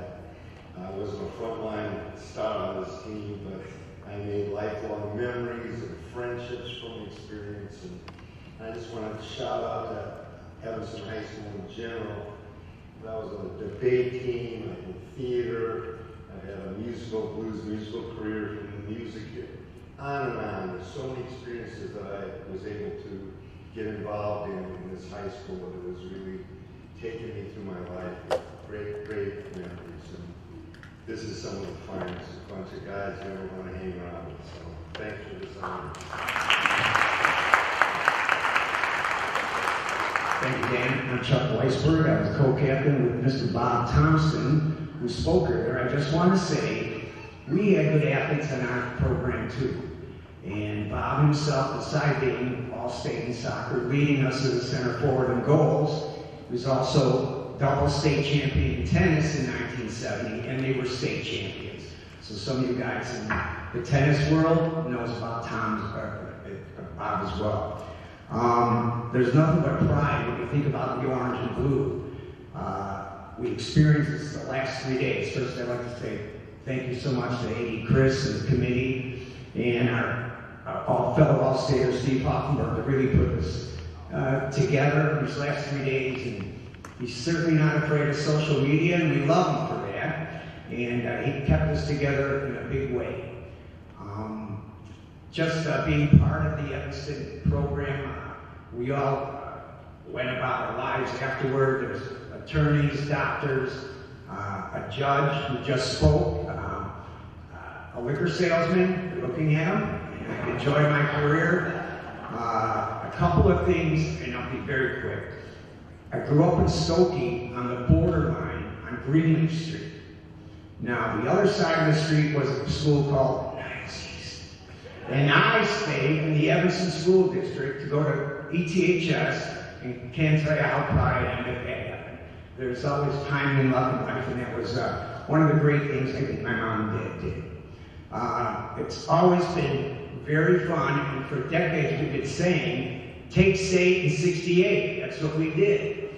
And so we've been bleeding orange and blue ever since. Our team together in 69 was unequivocally the best. Our senior year with Bob Crone, rest in peace. Our sophomore year that was mentioned, we were also undefeated under Coach Crone. So just a normal transition. My love was also Coach McGonigal, who was my soccer and baseball coach. And both those guys instilled in all of us hard work, courage, confidence, and to just be a success as best you can in life.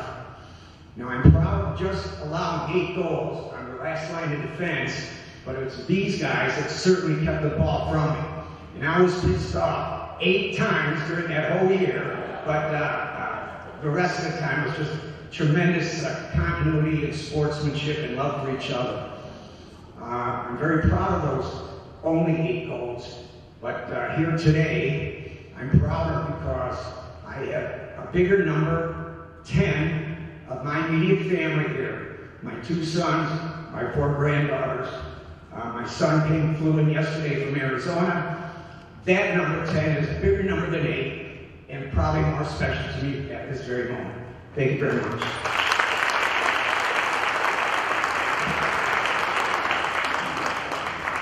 Hi, I'm Tim McGonigal, already a proud member of this Hall of Fame myself. When I thought back about this team and this time, what came to my mind was it was a turbulent time, 1969, in America and in Evanston, and in this big school with 5,200 students at that time. And I'm grateful for our school that guided us through that time, and for athletics, and in particular this team, which provided an oasis for us of pure focus, camaraderie, and love to kind of help us through those very complicated times. Another special thing about this team, speaking for as a junior on the team, is that the seniors really welcomed us, guided us, mentored us, showed us hard work, commitment, and we were very grateful for that, and we carried that forward to our own undefeated state championship team the following year. So on that note, proud to be a Wildcat.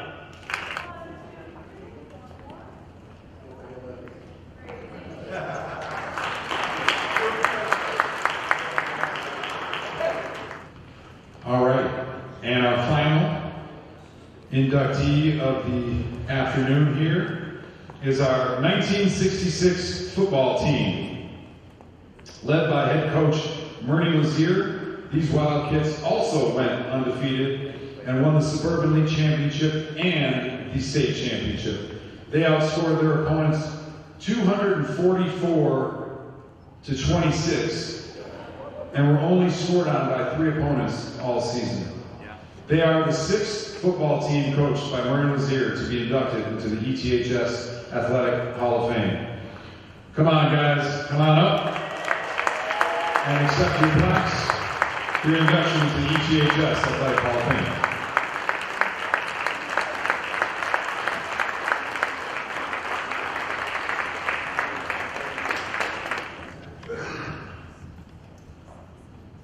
My name is Jay Monaghan. I was the quarterback on our 1966 undefeated football team.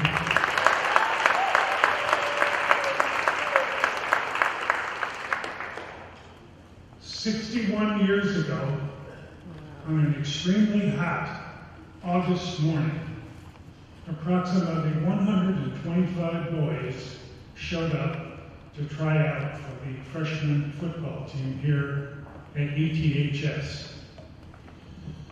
That was an unforgettable morning because it was hot and the workout we went through was exhausting and unprecedented in our young lives. We had never been through anything like that before. The next day, when we reported again for tryouts, it became obvious that the number of 125 was going to be reduced. A lot of young men weren't ready for the needed sacrifice and effort that would go into creating a football team. 4 years later, there were approximately 30 seniors left out of that 125 who left the field across the street here, Memorial Stadium, victorious and undefeated in our senior season. Sadly, many of those seniors are no longer with us, but they are not forgotten. They are still our friends and our teammates. Over here you see approximately a dozen of the great players that I was privileged to compete with, practice with, suffer with, and celebrate with our triumphs and our successes. It would be inappropriate not to thank the fabulous coaching staffs that guided us through those 4 years of incredible hard work and sacrifice.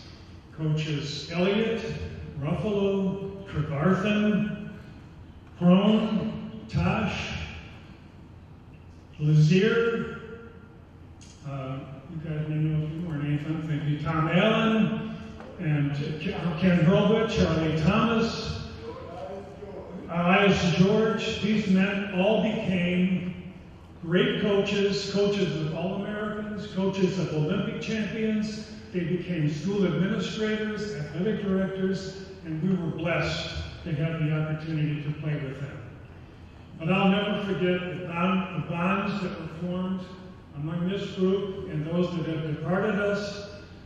They're still my friends and still my teammates today, and I'll never forget the days I spent on the practice fields here at Evanston High School. Thank you.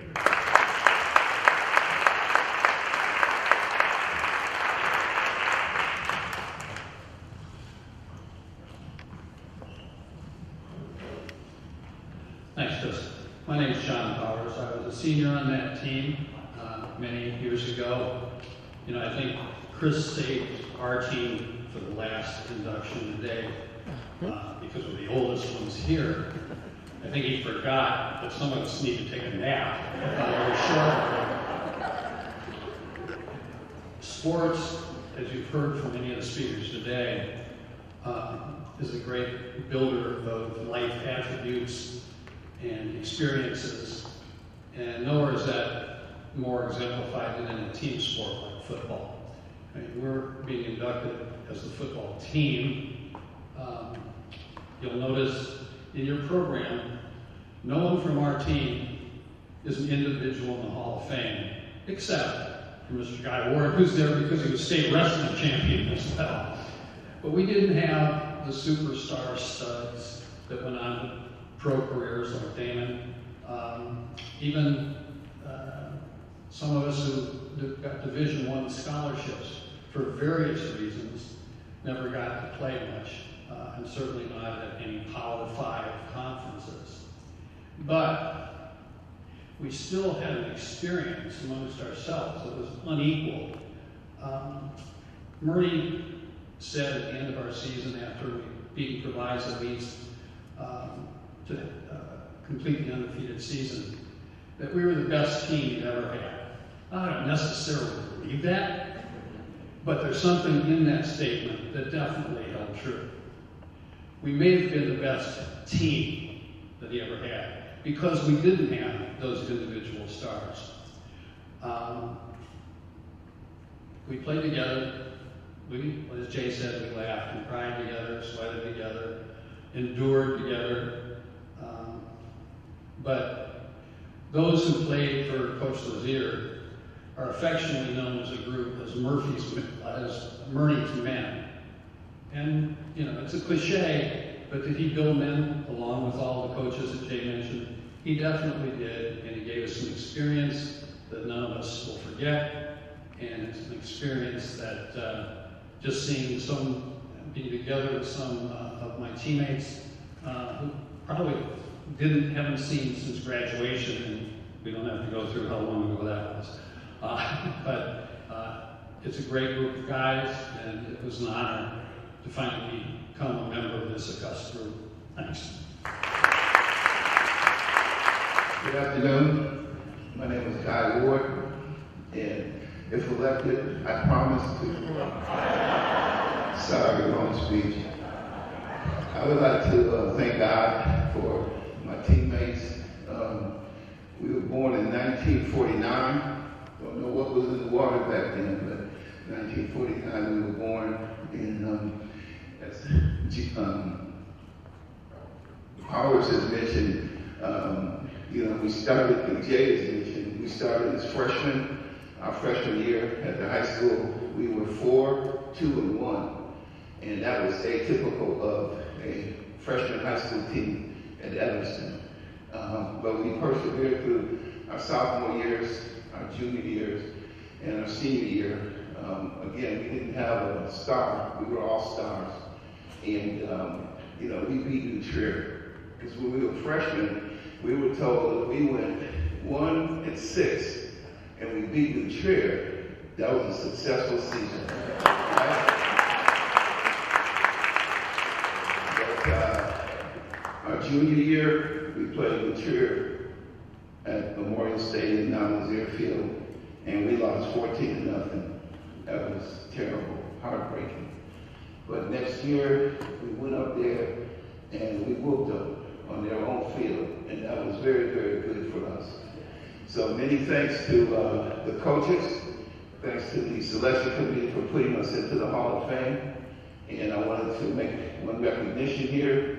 Back in 1966, Miss Tori Anderson, she was elected our homecoming queen, and she is here today. I know she's going to stand up.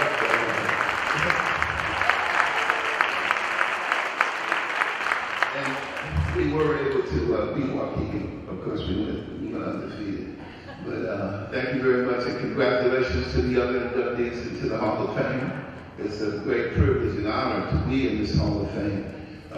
It's not easy to get into it. And so we'd like to thank the selection committee, thank the teachers, and the coaches. And thank you guys. Just a whole family of us. It's a life. So, can you hear me? Mm-hmm. As I said, I came up from Mississippi back in the days, and I came to a bunch of young men that was families. At that time in my life, that's what I needed. So I enjoyed the ministry. And when we won the state championship, I was the happiest guy in the world. I never had that so important, so good to happen to me.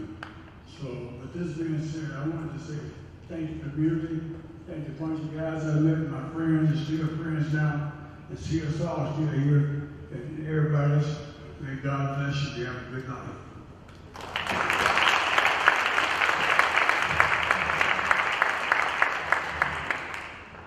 Thank you.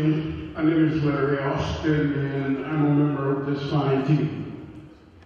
One of the things that we found out going to this school was that the coaches were to take you to places that you were never been and keep you there longer than you wanted to be there. I can remember the coach saying to us that you might not be the best team or the biggest team, but you will be the best shape of any team in the league. We had Bowling Rain that particular day. We had a tough time practice. He made you practice real hard. Coach was there. And after we had that tough time in the team, he said, line up on the goal line. We all know what that meant. We thought we were going to run 2 or 3 100-yard wind sprints. After 300-yard wind sprints, we got ready to go in. He said, line up on the goal line. Well, after the 4th or 5th 100-yard wind sprint, we said, oh, wow, he's got a lot of snow today. After 10 100-yard wind sprints, he looked at us and said, hit the fence in. I'm going to tell you something. Guy Ward, Serge Formo, who's not here anymore, he passed on, were always the first ones to hit that fence and run it in. If you played for Murray on first team, you better be not in the last 2 or 3 people to come in. But we were a team that learned how to be in shape. It's one of the things that we learned while we played football here, made us be able to go through life. I heard somebody say a little earlier that there were troubled times that we lived in. We saw JFK get killed. We went through the Cuban Missile Crisis. We also saw Martin Luther King lose his life. And one of the things that I have learned is that what you go through doesn't kill you, will make you stronger. Coach Luzier is that type of coach. He calls us to be able to make it in life by getting us to strength, to stability, and also pushing us past what we thought we could do. I thank God for the people that put us into the Hall of Fame. It took 57 years for us to get here. Those of us have lost maybe a step, but we're still here. I've gone through knee surgery 4 times. I've gone through kidney transplant. I've gone through gallbladder surgery, but I'm still here. And I thank God today because if it was not for what I was taught at this school, I might never have made it. Amen.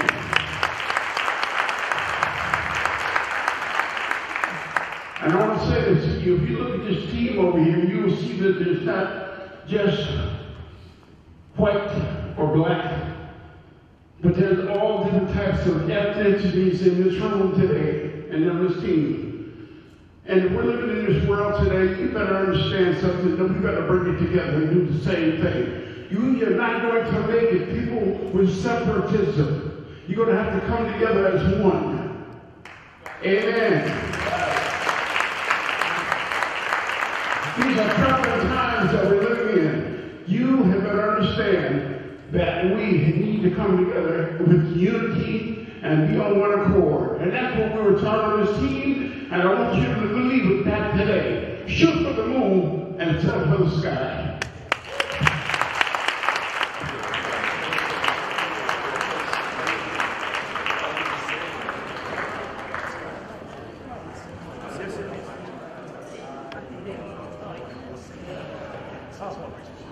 All right. We want to give one final congratulations to all of our inductees tonight, and thanks to all of you for coming out today.